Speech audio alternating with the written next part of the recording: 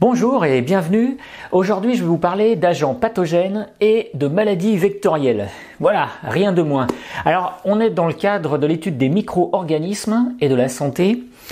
Et donc, on va s'intéresser uniquement aux organismes visibles au microscope, ce qu'on appelle vulgairement les microbes ou micro-organismes. Et pathogènes, ce sont ceux qui génèrent des maladies. Bien sûr, tous les microbes ne génèrent pas une maladie. La plupart des microbes sont gentils avec nous. C'est ce qu'on appelle d'ailleurs le microbiote maintenant. Et ça sera l'occasion d'une prochaine séance. Alors, ces organismes pathogènes, on ne peut pas les voir avec l'œil. Et avec un microscope, voilà ce qu'on peut voir à différentes échelles. Je vous les ai dessinés là. Je vais vous donner une idée de l'échelle là pour que vous compreniez. Historiquement, la première fois qu'on a réussi à identifier un microbe à l'origine d'une maladie, c'est en 1876, quand Robert Koch, avec son microscope, démontre que le Bacillus anthracis est à l'origine de la maladie du charbon. Il faut bien distinguer donc maintenant le nom de l'agent pathogène du nom de la maladie dont il est responsable. Okay ? Alors, dans les années 1885, Louis Pasteur va comprendre les mécanismes de la vaccination et va réussir à vacciner notamment un jeune homme contre la rage. Le problème, c'est qu'il ne va pas réussir à identifier la bactérie qui en est responsable. Tout simplement parce que ce n'est pas une bactérie, c'est quelque chose d'encore plus petit. Alors, il va proposer le nom d'ultravirus, c'est-à-dire quelque chose qui est ultra filtrable, il passe tous les filtres. Mais il n'arrive pas à le voir. Et pour le voir, en fait, il aurait fallu un microscope électronique qui va être inventé dans les années 1950, donc bien après. Alors, vous connaissez tous le virus du sida, le virus de l'immunodéficience humaine, sa taille c'est 150 nanomètres, donc c'est 10 fois plus petit qu'une bactérie, d'accord? C'est vraiment tout petit. Alors, autour d'un virus du sida, vous avez une membrane, comme ça, une sorte de membrane plasmique entre guillemets, avec des petits marqueurs en surface. On les repère toujours, ces marqueurs, parce que ce sont des clés qui permettent de rentrer dans les cellules. Pour le virus du sida, ces clés sont appelées GP120. Pour le virus de la Covid-19, qu'on appelle SARS-CoV-2, ou SARS-CoV-2 si on est en français ou en anglais. Et là, les petites clés à la surface, c'est ce qu'on appelle les protéines spike. À l'intérieur, au fait, vous avez de l'information génétique, mais pas sous forme d'ADN, sous forme d'ARN. Tiens oui, c'est bizarre ça. Si c'est pas de l'ADN, ça veut dire que ces structures-là ne répondent pas à la définition du vivant. Pour être vivant, l'information génétique, c'est obligatoirement de l'ADN. Et pour être vivant, il faut que cet ADN autorise une reproduction de la cellule, c'est la définition du vivant. Et bien ces virus ne savent pas se reproduire seuls. Ils ont besoin obligatoirement de contaminer un hôte. Alors voilà pourquoi on dit que les virus ne sont pas vivants. Ce sont des entités à part du vivant. D'accord ?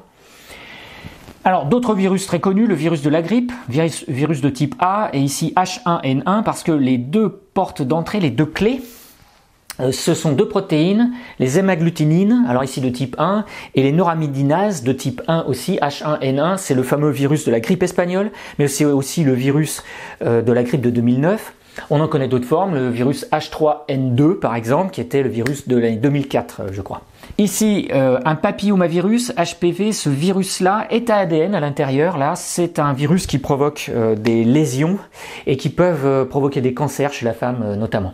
Et puis ça, c'est le virus de la rougeole, c'est le morbillivirus ou measles virus en anglais, qui lui aussi a de l'ARN à l'intérieur. On connaît des virus beaucoup plus gros comme le mimivirus qui a été découvert par l'équipe du professeur Raoult et qui pose le problème de la définition du virus entre le vivant et le non-vivant parce que leur taille est très très importante, puis il y a de l'ADN à l'intérieur et en plus même un petit peu d'ARN. Mais ça reste des parasites obligatoires. D'accord ? Alors, revenons à d'autres types de parasites. Pour les bactéries, on connaît plus de 16 700 espèces. Ça, c'est un chiffre qui date de l'année 2018, mais en fait, chaque année, on découvre de nouvelles espèces. On estime qu'il doit y en avoir plusieurs millions en fait, d'espèces de bactéries, mais c'est très difficile de les voir et d'arriver ensuite à montrer qu'ils appartiennent à telle ou telle espèce. D'accord ? Par exemple, Yersinia pestis, c'est une forme là de bactérie qui donne la peste, mais qui ressemble à plein d'autres bactéries. Donc c'est assez difficile quand même d'arriver à les identifier. Ça, c'est Vibrio cholerae qui donne le choléra. On connaît aussi des maladies liées à des organismes microscopiques de type protozoaire. Alors ce sont des cellules animales entre guillemets, mais unicellulaires strictes. Comme par exemple le Trypanosoma brucei qui est responsable de la maladie du sommeil, qu'on appelle la trypanosomiase en réalité. Et puis le Plasmodium falciparum qui est un unicellulaire avec noyau, donc un eucaryote. et qui donne le paludisme, dont on va reparler parce qu'il fait partie du programme. Et il y a aussi plein d'autres parasites de type multicellulaire qu'on appelle métazoaires, mais ça j'en parlerai pas parce qu'on les voit à l'œil nu. C'est par exemple la douve du foie ou le ténia, le ver solitaire qui vit à l'intérieur de nos intestins. Alors première question qu'on va se poser, comment on fait pour attraper ces jolies petites bêtes? Eh bien, on parle là de transmission, et la transmission elle se fait par trois moyens. Soit la transmission directe.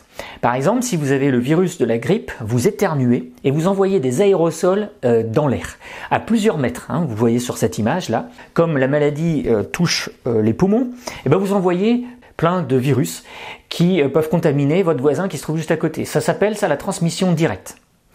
Les maladies sexuellement transmissibles fonctionnent aussi de la même manière. Par exemple, le virus du sida se transmet uniquement par voie sanguine, donc de milieu intérieur à milieu intérieur, ou par sécrétion sexuelle. Donc c'est pour ça qu'on parle de maladies sexuellement transmissibles. Et c'est à nouveau donc de la transmission directe. Les papillomavirus fonctionnent aussi de la même manière. La deuxième façon de se faire contaminer, c'est via le milieu ambiant. Vous buvez une eau qui est contaminée par la bactérie du choléra et vous attrapez le choléra. Et la troisième façon d'être contaminé par une maladie de ce type, c'est un vecteur biologique. Et c'est ça qu'on appelle au fait une maladie vectorielle, c'est quand le parasite est transporté par un hôte intermédiaire, ou définitif d'ailleurs, ce qu'on appelle un réservoir, qui le transmet à l'homme. Alors, ce vecteur, là ici par exemple c'est l'anophèle, donc c'est un petit moustique. Les femelles piquent, elles aspirent le sang. Si dans le sang il y a un parasite du type Plasmodium falciparum, alors le sang à l'intérieur de l'abdomen de la femelle là est riche en plasmodium du coup. Ce plasmodium peut se reproduire à l'intérieur de l'anophèle. L'anophèle pique l'homme et ensuite l'homme est contaminé via ce vecteur. On connaît aussi les moustiques tigres, donc on appelle Aedes en latin, il y a différentes espèces d'Aedes, d'ailleurs ça c'est le nom de genre, qui sont vecteurs du chikungunya ou de la dengue. Alors par contre, pour que ça marche, il ne suffit pas bien sûr d'être piqué par un moustique tigre, parce que la plupart des moustiques tigres, qui envahissent la France depuis les années 2000, on les voit, ils sont rentrés d'abord à Nice, ensuite ils sont allés vers l'ouest, puis ils sont allés vers le nord, ce qui est donc peut-être lié au réchauffement climatique. S'il n'y a pas le parasite à l'intérieur, qui donne la dengue ou le chikungunya, les piqûres sont totalement bénignes évidemment. Un détail aussi à ce stade, une maladie vectorielle peut se transformer ensuite en maladie à transmission directe. C'est le cas par exemple de la peste. La peste est due à un rongeur et le rongeur est lui-même contaminé à cause d'une puce. Mais le rongeur passe la maladie à l'homme et ensuite l'homme peut devenir contagieux lui-même et par transmission directe contaminer d'autres hommes. Alors, on va s'intéresser d'abord au cas des maladies vectorielles. Et on va parler de la maladie la plus terrible dans le monde, c'est le paludisme. Aujourd'hui, le paludisme tue plus de 400 à 500 000 personnes par an. Le responsable de cette maladie, c'est l'anophèle, c'est ce moustique, on le trouve même en France, mais comme il n'a pas le parasite en lui, il ne nous donne pas le paludisme. Donc cette maladie, on la trouve surtout dans la zone intertropicale. Cet anophèle est l'hôte définitif du plasmodium parce que c'est là qu'a lieu la reproduction sexuée du plasmodium. Le plasmodium, c'est une cellule de type animal, donc elle peut faire de la reproduction sexuée. Quand le moustique nous pique, il nous envoie le parasite sous la forme de sporozoïtes qui vont rester un moment dans le foie. Dans le foie, les sporozoïtes vont mûrir et une fois qu'ils sont mûrs, ils sortent sous une autre forme qu'on appelle mérozoïte et qui va envahir les globules rouges, proliférer à l'intérieur des globules rouges et faire éclater les globules rouges. Quand les globules rouges éclatent, alors vous êtes atteint par une énorme réaction inflammatoire et de la fièvre pour essayer d'éliminer ces organismes. Alors comment lutter contre ça au fait? C'est très simple. Soit on lutte contre le vecteur lui-même, c'est-à-dire qu'on utilise des insecticides pour l'éliminer, ou on envoie dans le milieu des adultes stériles, parce qu'en effet, la femelle a tendance à se reproduire qu'une seule fois avec un mâle. Ensuite, elle stocke dans son abdomen les spermatozoïdes, et pour toute sa vie. Donc si elle a rencontré un mâle stérile, c'est génial, parce que du coup, elle ne va plus jamais redonner d'œufs. Soit on lutte contre le passage de l'insecte à l'homme, c'est-à-dire contre les piqûres. Donc pour ça, il faut utiliser des moustiquaires imprégnés, il faut porter des vêtements intégraux. Moi je suis allé en Guyane pendant quelques semaines, je peux vous dire que le soir, on enlève les bermudas et les t-shirts et on met des manches longues, pantalons, chaussettes, chaussures, et puis on met des pchit des bombes, et ensuite des moustiquaires pour dormir. Et la troisième façon d'agir, c'est de lutter contre les symptômes. les symptômes d'une maladie, ici c'est la fièvre et c'est l'explosion inflammatoire. Eh bien on prend des médicaments anti-inflammatoires, des antipaludéens. Alors autrefois on utilisait la quinine, qui ensuite sous forme synthétique a donné la chloroquine. Aujourd'hui on utilise l'ACT, qui marche très très bien depuis les années 2000 en gros. Alors au fait, tous ces moyens de lutte là, c'est ce qu'on appelle la prophylaxie. La prophylaxie, c'est les techniques de lutte. Évidemment, l'idéal en prophylaxie, c'est la vaccination. Mais on n'a toujours pas de vaccin contre le paludisme, c'est toujours à l'étude. Alors on n'a toujours pas de vaccin non plus contre le virus du sida. Pourtant ça fait 30 ans, voire 40 ans qu'on cherche un vaccin et on ne le trouve pas. Le sida, c'est une maladie qui est due à un virus, le virus de l'immunodéficience humaine. Et ça, c'est typiquement une maladie à transmission directe. Alors juste 2 mots sur le virus du sida lui-même. C'est un virus entouré d'une enveloppe, sorte de membrane plasmique, avec des clés pour entrer à l'intérieur de vos cellules. Pas toutes, seulement les cellules du système immunitaire, soit les macrophages, soit les lymphocytes T4, parce qu'ils ont à leur surface des récepteurs CD4 qui peuvent s'ouvrir si la GP120 vient l'ouvrir. Quand le virus rentre à l'intérieur, la membrane, vous voyez, elle disparaît, elle va fusionner avec notre membrane. C'est pour ça qu'en fait, c'est une membrane plasmique. Mais le vrai virus, c'est ce qu'il y a à l'intérieur. C'est une capsule de protéines qu'on appelle une capside et une information génétique ici sous forme d'ARN. Cet ARN doit être transformé en ADN pour pouvoir s'exprimer. Alors ça, c'est réalisé grâce à une enzyme qui se trouve à l'intérieur du virus qui s'appelle la transcriptase inverse. L'ADN vient s'intégrer à l'intérieur du noyau et là, ça s'exprime ou pas. Ce qui fait que pendant un temps très grand, vous pouvez être porteur sain sans exprimer la maladie. Vous êtes asymptomatique. Et ça, c'est embêtant parce que si on est asymptomatique, donc porteur sain, mais qu'on a aussi le virus, on est contaminant. Voilà. Et ça, c'est très embêtant. Dans tous les cas, à un moment, les gènes du virus vont s'exprimer. Utilisez vos enzymes à vous, c'est pour ça que c'est un parasite obligatoire, pour refabriquer des molécules virales, protéines, transcriptase inverse, nouvelles, et puis de l'ARN nouveau.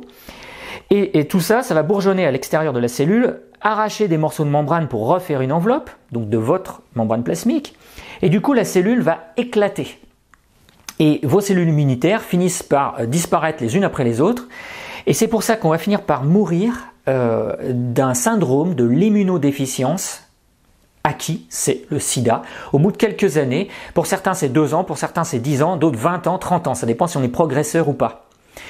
Et c'est pour ça que cette maladie, elle est très difficile à éliminer parce qu'il y a énormément de porteurs sains. Alors du coup, comment on fait pour lutter efficacement contre ça? Eh bien, on agit à 2 niveaux, la prévention et les tests, le dépistage, pour savoir si on est contaminé ou pas. Ce qu'on devrait faire avant chaque rapport sexuel avec un nouveau partenaire en réalité, ou après un rapport sexuel. Il y a des moyens de lutte sur le plan de la prophylaxie. La trithérapie par exemple consiste à essayer d'empêcher le passage d'ARN à ADN et bloquer la transcription inverse. Voilà. Mais on n'a toujours pas de vaccin contre ça. Alors, je vais vous proposer de faire une première pause à ce stade. On a compris les mécanismes d'une transmission directe via une maladie virale. Et pour aller plus loin, il va falloir s'intéresser à l'épidémiologie. Mais l'épidémiologie, c'est une science à part entière et on va voir ça dans une deuxième partie. Je vous remercie de m'avoir suivi et je vous dis à tout de suite sur 10 minutes sûres.